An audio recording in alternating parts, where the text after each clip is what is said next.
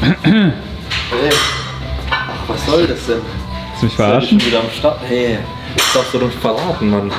Was ist denn los, Markus? Ich tue mich vorbereiten jetzt auf den Kampf gegen Eckerlin, falls du das nicht wusstest. So, jetzt die ein paar Punches hier. Ein paar Punchlines. Was ist Mr. Olympia? Wir gehen in den Ring, Jungs. Ziemlich zugestellt, der Bunker hier. Wir sind 11 Wochen vorm Olympia, wir sind im Bunker, wir zerstören den Rücken heute, wir haben 2 Rückentage die Woche. Die beiden müssen genutzt werden. Ich bin zufrieden mit den Ergebnissen bisher, aber Zufriedenheit bremst. Also Alicia und ich sind ready und legen heute nochmal einen drauf. Es geht los mit aufgelegten T-Bar-Rudern und in den Modus zu kommen, nehme ich die Vayu Cap ab, denn es geht ab in den Rambo-Modus. Das heißt immer, wenn wir 12 Weeks out sind, unter 12 Wochen, kommt bei mir immer das Stirnband in Einsatz. Könnt ihr jetzt halten von was ihr wollt, schreibt es mal in die Comments, aber mich bringt es mindset-technisch in den richtigen Modus. In dem Jahrhundert wird ja geglaubt, man muss immer im besten, tollsten, schönsten Outfit ins Studio. Dabei ist es scheißegal, ihr müsst euch nur gut fühlen, wohlfühlen in eurer Arbeitskleidung. Das ist nicht eine Modeschau und nicht sehen und gesehen werden, sondern es ist Arbeit. So sieht's aus hier. Als der Bunker hier aufgemacht wurde, war das tatsächlich die Kinderecke. Hier sieht man noch so einen Teil von diesem Kinderteppich. Den hatte ich auch als Kind. Hier lagen im Eck Barbies und so ein Teppich, weil die 2 Jungs, denen der Bunker gehört, die haben auch Kids und so und die haben die hier dann immer abgestellt. Also sehr einladend das Ganze. Neben hier Günther Schlierkamp und Dorian Yates, die Kinderecke. Jetzt liegt hier die gelbe T-Bar. Der Ellenbogen ist hier nicht am Körper dran, weil dann trefft ihr den Lat und den Lat wollen wir heute nicht treffen. Oder in der Übung jetzt erstmal nicht, sondern wir wollen die Brust hier richtig reinbolzen. Schön hier in die Vorbeuge gehen und dann hier oben in den Rücken reinziehen. Hier kontrolliert wieder runter. Nach vorne ziehen. Hoch. Und schön oben, wenn man den Doppelbizep aufmacht, oben richtig Dichte und Fleisch reinzubringen. Also ganz wichtig, oberer Rücken auch, also generell ganzer Rücken wichtig. Aber Classic Physik, Doppelbizeps-Pose, muss das Ding stillen. Schatzi, schon total genervt heute. Nein! Ich hab Bock jetzt zu trainieren. So muss es aussehen hier. Wir haben uns jetzt aufgewärmt, sind hochgegangen, wie gesagt, waren 4 Aufwärmsätze jetzt. Gewicht hoch, jetzt fühlt sich der Rücken gut an, Kontraktion ist da. Jetzt scheppern wir den ersten Arbeitssatz weg von 2 und machen da ja, zwischen 10 und 12 Wiederholungen. Mit den Wiederholungen bin ich an den Rückentagen immer ein bisschen höher am Start. Also das tiefste sind 8, das höchste 15 bis 20. 9, komm. 10. Komm. Ja. Scheppert gut. Ja, und was ich liebe, ist, wenn es draußen regnet. Hier ist die Gießkanne. Und man unten im Keller ist und sich richtig reinscheppert. Bestes Feeling. So, zweiter Satz. Ihr seht, Gewicht ist immer noch ähnlich.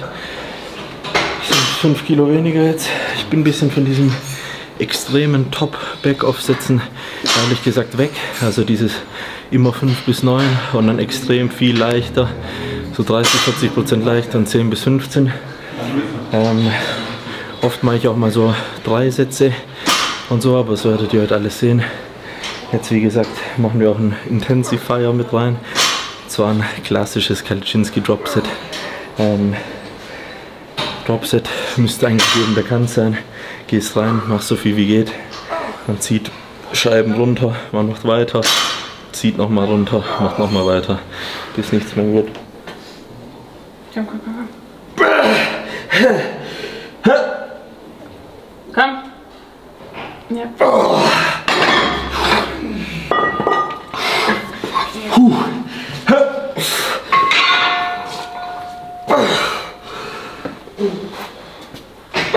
Ja, komm.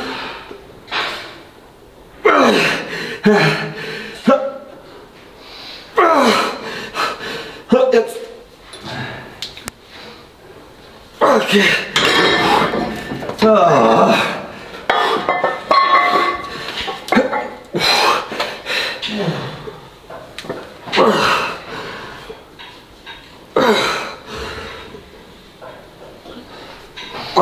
jetzt. Komm, geht.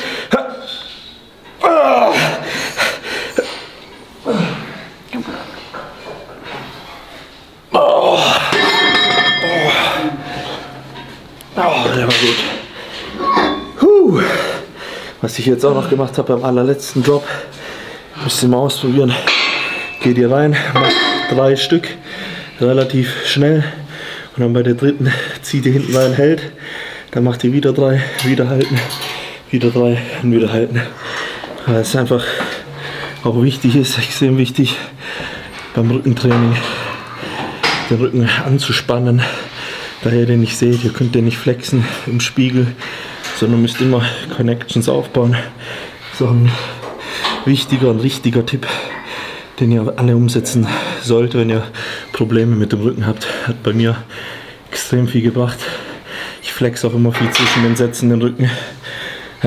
Machen wir später sogar absichtlich, aber dazu dann mehr. Also squeezed den Back, ganz wichtig. Die wohl geilste Rudermaschine EU West, die Nautilus Raw, wer hier mal vorbeischaut. Erzähl doch mal, warum ist die so geil? Naja, weil die Widerstandskurve, um es jetzt mal so auszudrücken, extrem cool ist, weil du automatisch die Schulter in so einer Depression, nennt sich das, bringst und die halt unten bleibt. Und die meisten, die eben hier Kabelrudern, die tendieren, ich auch, extrem immer dazu, die Schulter hochzunehmen. Und was passiert dann? Man zieht immer nur oben in den Rücken rein. Wenn die unten ist, dann triffst du auch richtig den Lattansatz. Und dann hast du halt neben dem Christmas Tree so diese 2 dicken Dinger, die eigentlich jeder haben will und die extrem geil sind. Hier machen wir eben diese Feeder-Sets, um da nochmal drauf zu sprechen zu kommen, weil aufgewärmt ist der Rücken jetzt schon größtenteils, das Nervensystem auch. Und Feeder-Sets sind einfach da, um so sich ans Gewicht ranzutasten. Davon mache ich hier mal dann 2 Stück und dann mache ich Arbeitssatz, auch hier wieder 2 Sätze. Also dieses HIIT-Prinzip, mit dem fange ich immer an, weil das Wichtigste, was wir in der Diät machen können, ist die Kraft zu halten, weil Kraft steht jetzt nicht in Verbindung mit Muskelmasse, aber wenn ihr die Kraft haltet, dann ist die Gefahr sehr gering, Muskelmasse abzuschmeißen. Und deswegen anfangs immer HIIT, die schweren Sachen zuerst und später dann richtig auf Kontraktion und auf mehr auf Volumen dann die anderen Übungen. Das ist so ein bisschen mein eigenes Trainingsprinzip, was ich jetzt so mit der Zeit entwickelt habe. Früher von komplett Volumen zu dann Anfang mit Stefan nur HIIT, zu jetzt so einem Hybriden. Und die wichtig auch immer einzeln machen, weil wenn ihr da mit beiden macht, dann funktioniert das auch nicht so gut. Hier steht ihr so, dass ihr, oder sitzt ihr so, dass ihr mit dem Arsch ein bisschen auf die andere Seite geht. Packt das Ding hier und geht dann nicht so ganz bis vorne weg und zieht das nicht so nach hinten, sondern bleibt hier in der Ebene und der Ellenbogen zieht einfach nah am Körper rein und ihr arbeitet so in dieser Zone hier drin. Und da habt ihr den Lat so perfekt isoliert. Wer die Maschine nicht zu Hause hat, fragen sich jetzt bestimmt auch ganz viele. Der macht es einfach, wie ich auch gern am Kabel, mit der Bank und zieht das Ding dann hier unten. Ist eigentlich dasselbe, aber da ich hier beides habe, mische ich es immer. Die eine Rückensession mache ich hier und die andere am Kabel. Also profitiert der Back auf jeden Fall gut von.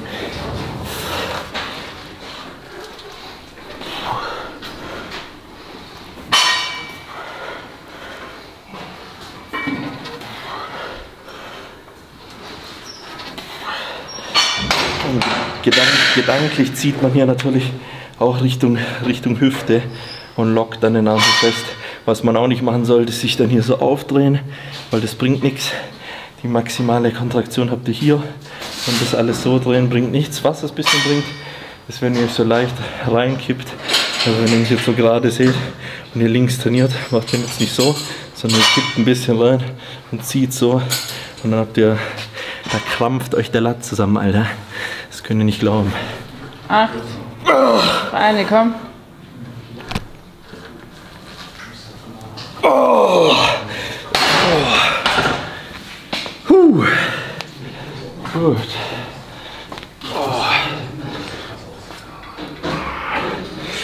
ein bisschen den Lat stretchen.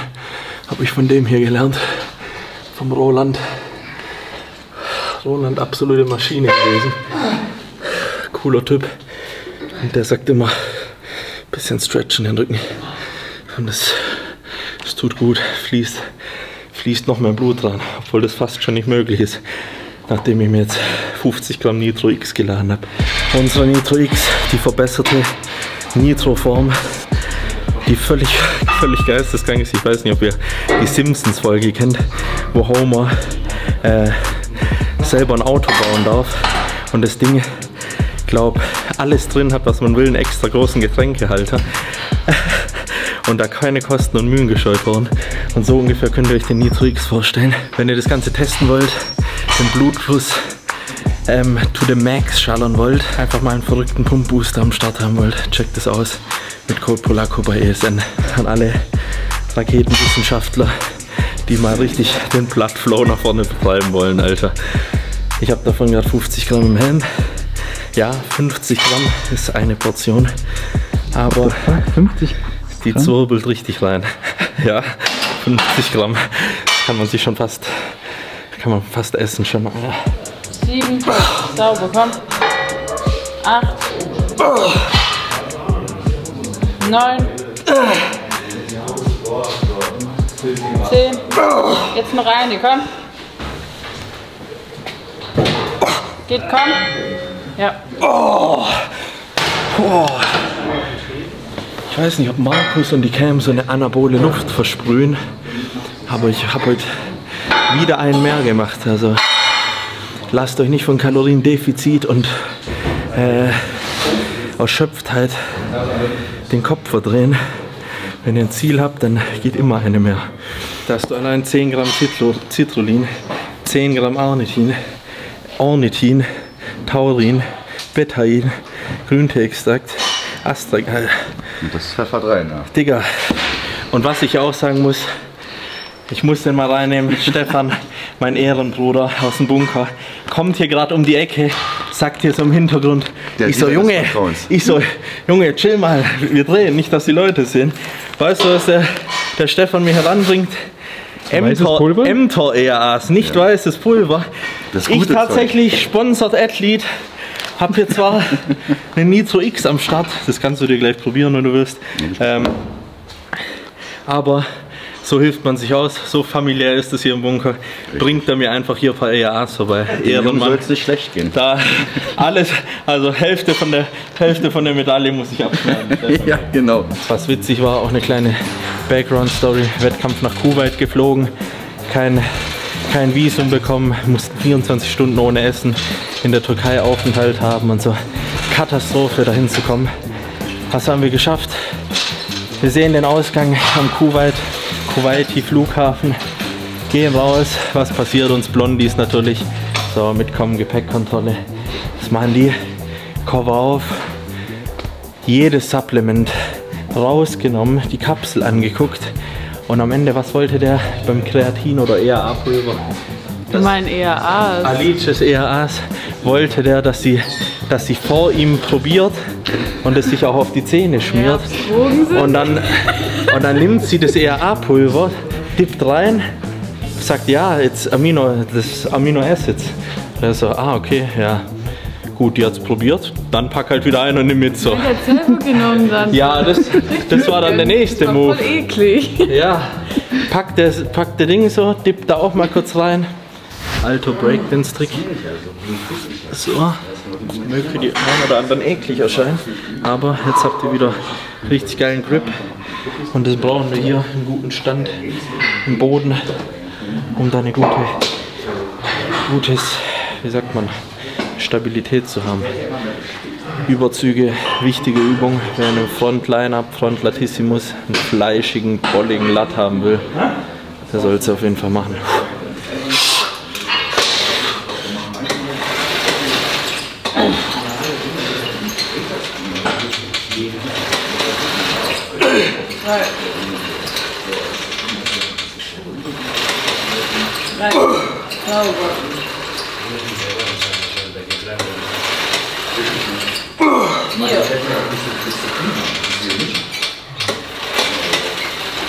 Was auch wichtig ist, wenn ihr nach Progression geht, ist es immer nicht nur wichtig, das Gewicht zu steigern, Wiederholungen zu steigern. Ich weiß jetzt zum Beispiel, letzte Woche habe ich die Bewegung nicht mit so einer Qualität aus dem Latt gezogen wie jetzt diese Woche. Dann weißt du auch, okay, da war doch ein Fortschritt da. Ist für die Anfänger vielleicht ein bisschen schwer nachzuvollziehen, wenn man nicht so das Körpergefühl hat. Aber irgendwann wisst ihr das, okay, die ging jetzt besser und dann habt ihr da auch einen gewissen Fortschritt drin. Deswegen nicht immer komplett ausrasten oder, wie ich es ab und zu tue, verzweifeln, wenn man mal in Wiederholung Alice lacht auch schon, weil es einfach so ist. Aber es macht auch jeden guten Wettkämpfer aus. Man will ja sich steigern, vorwärts kommen, aber auch ein verbesserter Bewegungsablauf ist vorwärts kommen. Deswegen, so ist es. Noch ein, oder? Mhm.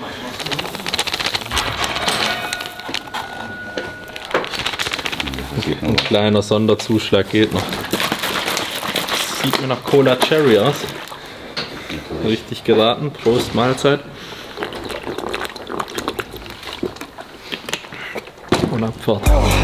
Oh.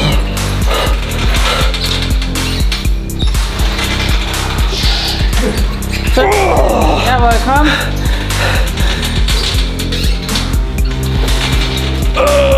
Komm. Noch eine. Komm, geht. Komm. Komm, geht noch eine. Die Scheiße auf viele Wiederholungen. Ist auch ganz übel. Um den jetzt noch einen draufzusetzen, haben wir jetzt Kurzhantelrudern. 3 Sätze davon.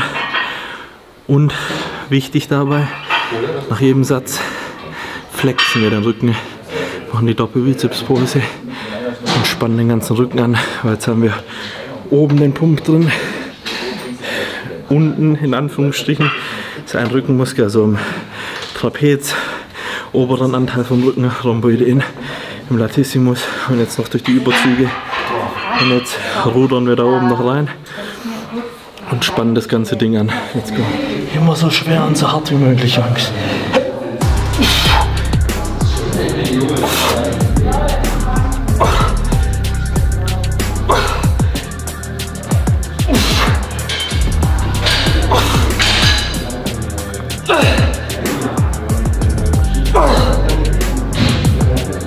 Komm jetzt!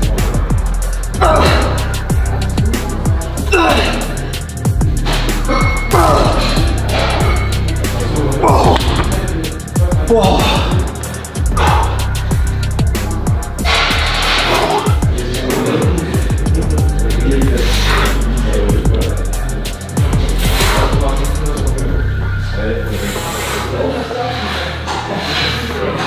Gibt es nochmal richtig so einen Push, diese Pose dann zu ballern danach? Ja, du hast halt so viel Blut drin und dann paust du das an. Ist ja auch nochmal wie eine Kontraktion und das hilft schon ungemein, finde ich persönlich. Aber wenn du jetzt eine gute Verbindung hast zum Rücken, dann brauchst du es theoretisch nicht. Also ich mache das beim Rücken und bei den Armen ganz gern. Bei der Brust habe ich kranke Kontraktion.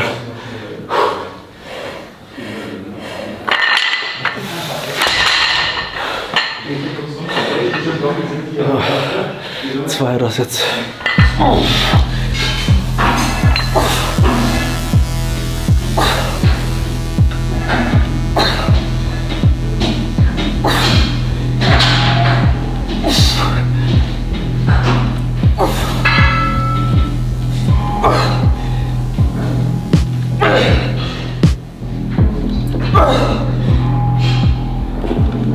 Und dranbleiben, komm!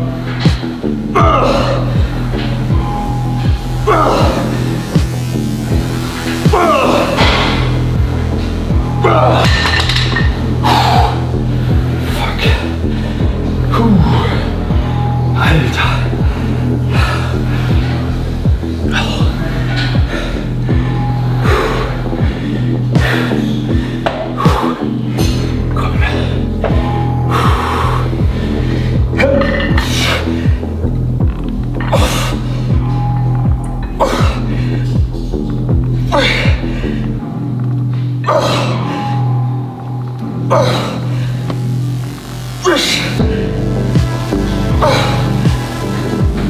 Ja.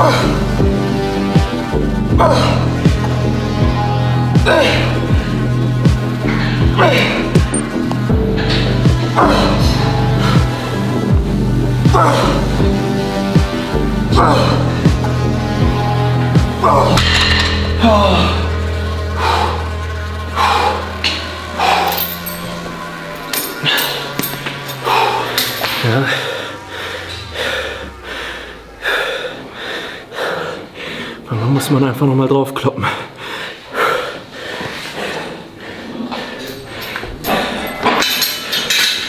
Zu viele sehen meiner Meinung nämlich dieses Zweisatzprinzip als die Übung 2 Sätze, dann die Übung 2 Sätze, wobei man aus jedem Satz alles rausmelken muss, was man hat, und für die natürlich die 2 Sätze machen, die 2 Aufwärmsätze, da wird da halt nichts vorwärts gehen. Und das ist das Gefährliche an diesem HIIT-System. Wenn ich weiß, wie man an seine völlige Belastungsgrenze kommt, für den ist das nichts. Deswegen mache ich da auch so einen Hybriden. Ich weiß, am Anfang kann ich volle Kanne draufkloppen, aber später ist mein Kopf, mein Körper schon, eher der Kopf, nicht mehr bereit, das Allermeiste rauszuholen, und deswegen mache ich da gerne 1, 2 Sätze mehr. Dranbleiben.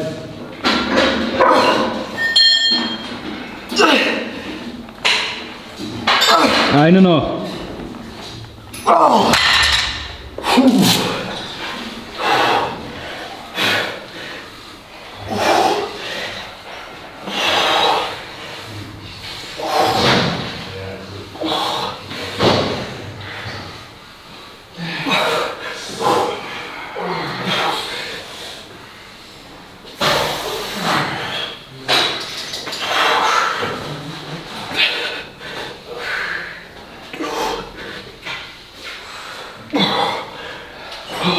Zufrieden?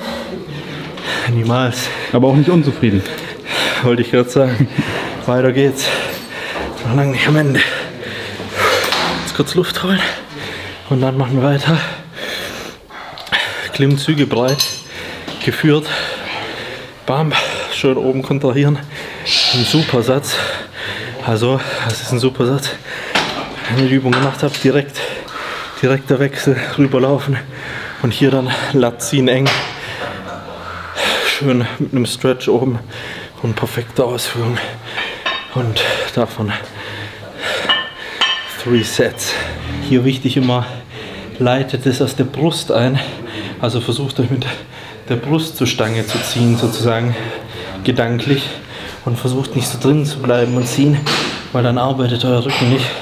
Und versucht oben, deswegen nehme ich ein bisschen Hilfe, oben schön anzuspannen und auch wieder den Rücken, Augen zumachen und den Rücken hinten zu kontrahieren und euch vorzustellen, wie da alle Muskeln zusammenarbeiten.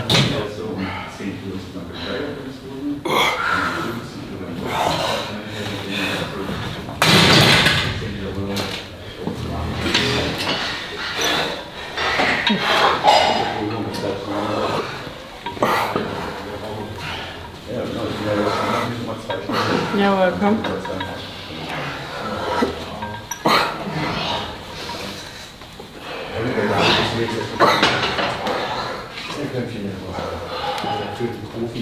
Jetzt. Von hinten.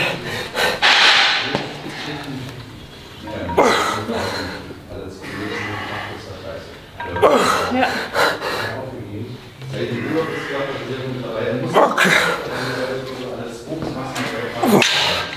Wow. Versuche ich die ersten richtig sauber zu machen. Stretchen, die Brust durchzuschieben. Wenn es nicht mehr geht, dann hilft der Alice so ein bisschen dynamischer, also mit so ein bisschen Schwung mit rein, dass ich trotzdem in der Dehnung voll gedehnt bin und in der Kontraktion. Und das ist der Job. Davon gibt es jetzt noch 2 Sätze. Sometimes being docked by the reaper. Consequences of these stripes and I'm a zebra. I'm an animal. Hoes all around me though. Only tapping if you down the road. I'm up now, I was down before. Wrist lit with a bust down, shit is solid gold. I'm an animal. Hoes all around me though. Only tapping if you down the road. I'm up now, I was down before. Wrist lit with a bust down, shit is solid gold.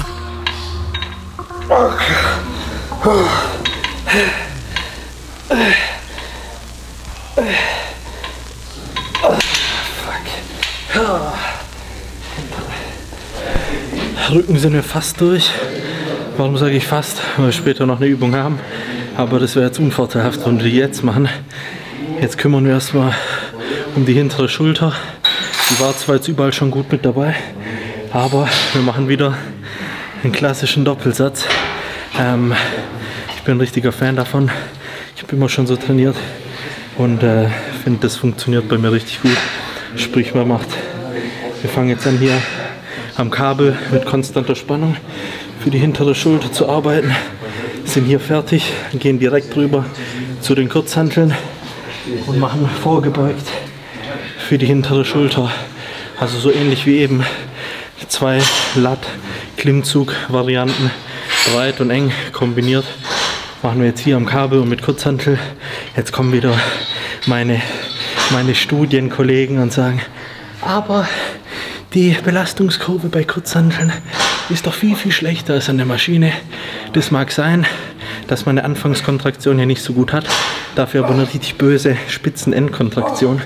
Und wenn wir das kombinieren, haben wir hier nämlich eine konstante Spannung, also einen kompletten Weg und da dann nochmal eine mega geile Spitzenkontraktion. Wir halten die Pausenzeiten hier recht kurz. Man kann sich so merken, je kleiner der Muskel, desto kürzer die Pausenzeiten, finde ich immer so. So, jetzt machen wir die letzte, Schwindel, jetzt machen wir die letzte Rückenübung. Wir trainieren hier nochmal den ganzen Rücken, denn wir machen das hier etwas spezieller, machen Hyper-Extensions, wie ihr sie auch kennt zu Hause. Und dann nehmen wir die Platte und wenn wir oben sind, ihr werdet es gleich sehen, rudern wir. Aber um wieder die Schultern unten zu lassen, führen wir die Scheibe die ganze Zeit an diesem Metallding entlang. Und wer hier genau gucken kann, da sind schon Kratzer drin. Und die kommen von keinem geringeren als von mir. Aber die geht nochmal richtig gut rein, ist eine mega gute Abschlussübung. Und die machen wir deswegen zum Schluss, weil wenn wir danach dieses vorgebeugte Reverse-Ding machen müssten, für die hintere Schulter, hätte unser unterer Rücken keine Chance mehr und wäre krepiert. Hier machen wir 2 Sätze mit einem Dropsatz. Danach ist der untere Rücken auch frittiert.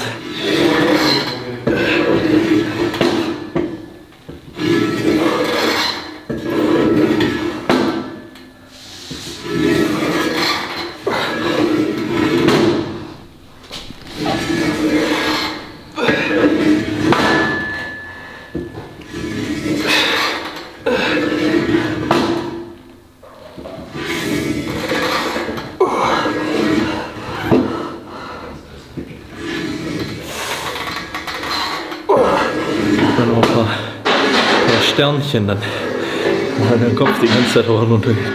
Aber es ist richtig cool. Und wird im Dezember der Christmas Tree neu eingeweiht. Und zwar schon vor Weihnachten auf der Olympiastage. Zur Krönung des Tages haben wir noch zwei Übungen Bizep. Dann sind wir durch. Denk an den scheiß Bizeps-Peak.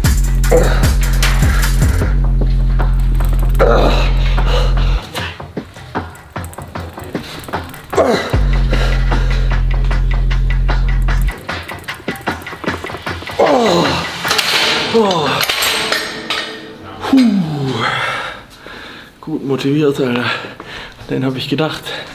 An den Peak. An den musst du auch denken. Jawohl. Sauber, komm. Das war noch gar nicht hier gespannt, oder Dinge. Ach so, hier entspannt.